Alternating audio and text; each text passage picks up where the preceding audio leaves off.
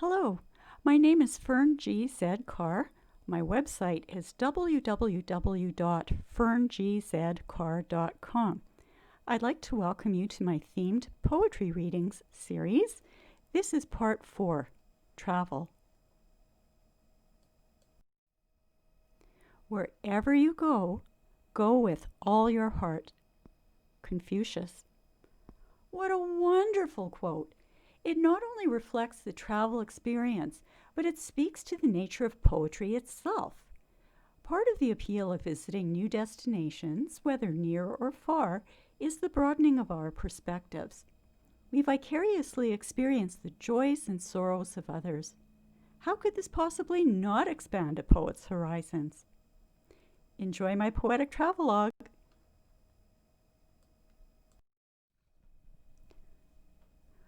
I consider myself very fortunate to have had the opportunity to travel to a few destinations which, culturally, were very different from my wonderful country of Canada. Tunisia was one of these places. Seeing the relics of antiquity and the ruins of ancient civilizations was absolutely stunning. It inspired me to write Under Cerulean Skies. Despite any cultural differences, people will always have something in common.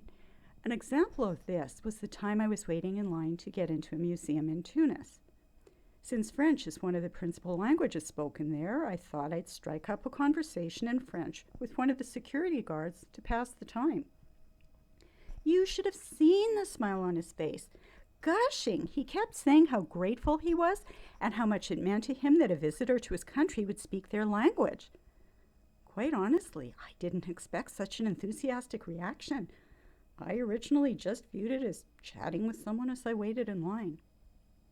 But by virtue of this brief interaction, it really reinforced the fact that no matter how subtle, our actions as travelers can affect the reputation of the countries in which we live. It was a moment I won't ever forget.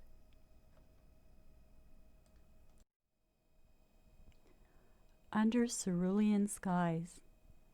Precursors of the Punic Wars, phallic Phoenician pillars guard the ruins at Carthage, overlooking palm trees and azure waters. Under cerulean skies. In a land where history is etched into its walkways and labyrinths of hewn stone, where turkey-like birds strut amidst antiquity. Under cerulean skies. While the neighboring Sidi Bou Said flaunts its white buildings with blue wrought iron latticework, blue doors and blue trim. Under cerulean skies. Near a Medina where muezzins summon the devout to prayer, ingress by keyhole-shaped doorways in minaret-topped mosques. Under cerulean skies.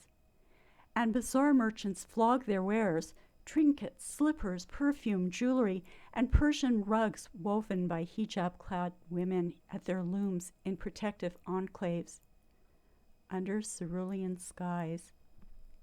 Where inscrutable men draw deeply on their hookahs, the smoke snaking up to the rooftop of the souk.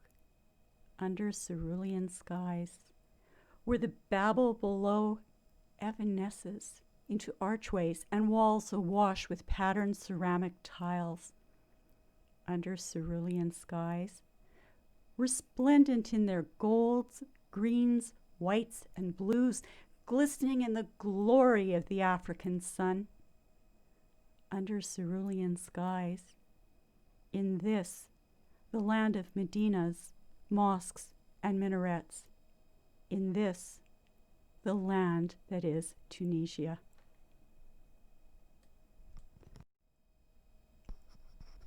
My poem, Pigalle, actually resulted from a travel planning goof I made. I was so excited to experience the bohemian side of Paris. I wanted to see artists sketching people's portraits, watch buskers perform, and listen to bards reciting poetry. I was anxious to visit the Basilica of Sacré-Cœur at the top of Montmartre, plus a ton of other artsy activities. Now, I knew that Paris was divided into several districts called arrondissements. So when I was making travel arrangements, I did my best to find a reasonably priced hotel in a good area of Montmartre. Little did I know what I'd booked. When I got into a cab and started chatting with the driver about how I wanted to stay in a safe area, he started chuckling, but didn't really say why. I found out soon enough. It turns out that instead of booking us a hotel in Montmartre, I'd booked us a hotel smack dab in the middle of the neighboring red light district in Pigalle. Whoops! I started to become suspicious when I saw that our hotel had a 10-foot tall wrought iron fence around its perimeter. Oh well, at least the hotel room was large. Other than a lot of noise coming from outside during the wee hours of the night, the area still proved to be safe for tourists.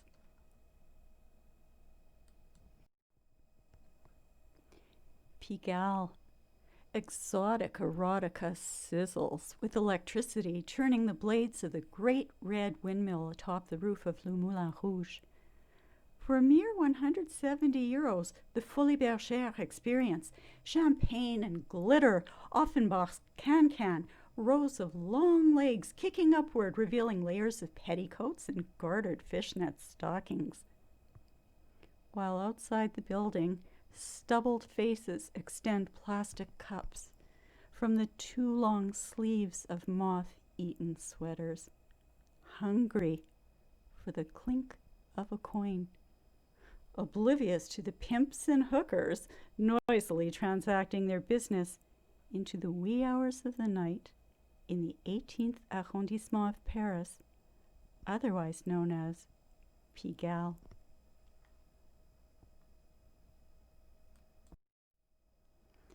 The translation of the title of my poem, Los Gatos de Puerto Vallarta, is The Cats of Puerto Vallarta.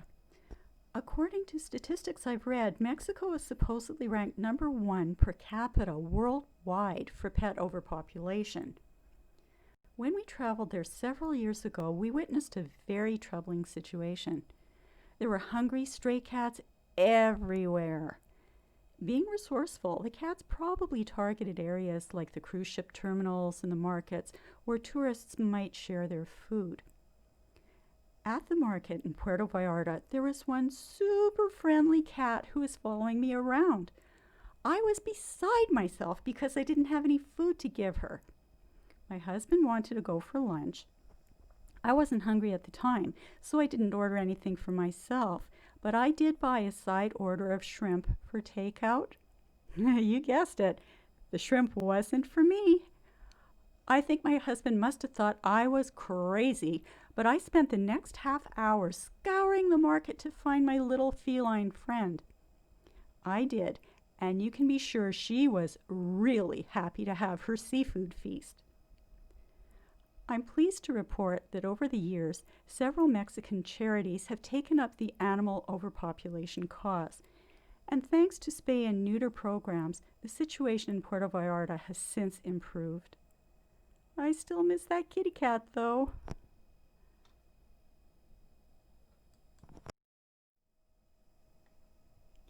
Los Gatos de Puerto Vallarta. Tourists disembark along gangways and flock toward flea markets boasting the brilliant blues, reds, yellows, and greens of embroidered cotton clothing. Curtains of trinkets are suspended in vertical garlands from canopies of tents festooned with papier-mâché decorations, sombreros, sarapes, and piñatas. Vendors and artisans, eager to sell to those eager to buy, proffer ceramics, leather goods, trays of silver jewelry, and replicas of pre-Columbian crafts. Souvenirs from Puerto Vallarta, a tourist haven and a haunt for 100,000 abandoned, lost, feral, and stray cats. Bony bodies riddled with parasites forage for sustenance in dumpsters where scrawny kittens are tossed. They hunger for nurture. Restrained by quarantine laws, cruise ship travelers long to abscond with their feline stowaways. Instead, they impotently crouch, close to the ground, coaxing and purring, "Vin, gatita, vin! Here, kitty, kitty!" attempting to share their partially eaten Senor Frogs and Shrimp Factory meals. A temporary fix for the tabbies, the calicos, the spotted and the brindled, relegated to alleyways and dependent upon the compassion of strangers.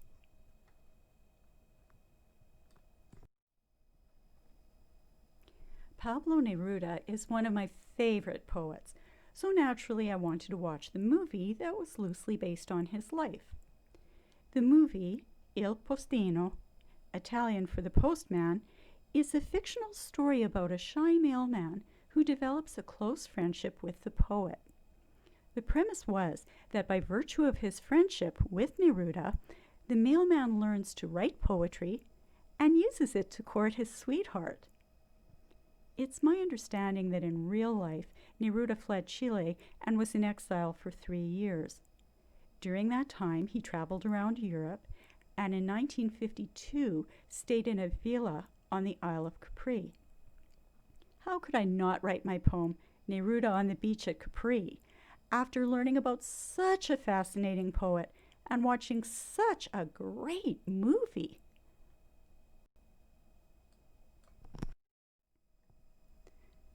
Neruda on the Beach at Capri. A trembling sun drips beads of molten gold onto disc-shaped pebbles washed smooth by the surf that ebbs and flows with the sensual rhythms of lovemaking. Sea foam caressing the feet of a man adored by all women, romanced by his red velvet words. Madre Chile's exile, he strolls along the beach at Capri, surrounded by cliffs that dwarf him. He is a towering giant.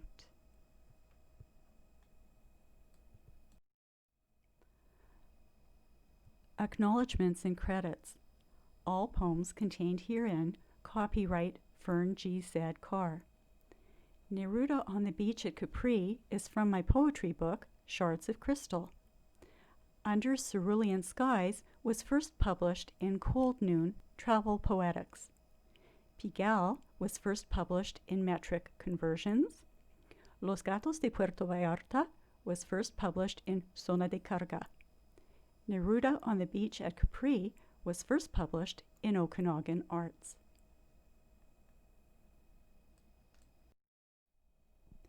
Emperor of the Dark Heaven, Tunisian Runes, Souk Rooftop, Stray Cat, and Cruise Ship Photos are all copyright Fern G. Carr.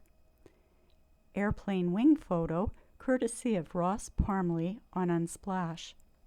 Moulin Rouge Photo, courtesy of Antonio Sessa on Unsplash. Street Pianist Photo, courtesy of Vidar Nordley Matheson on Unsplash.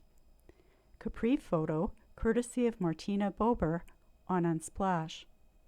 Capri Cliffs Photo, courtesy of Andrew Buchanan on Unsplash. Iridescent Background Photo, courtesy of Eliska Motisova on Unsplash. I would also like to thank Canadian Heritage, the Canada Council for the Arts, and the League of Canadian Poets for their support. Je voudrais remercier Patrimoine canadien, le Conseil des arts du Canada et la Ligue des poètes canadiens de leur soutien.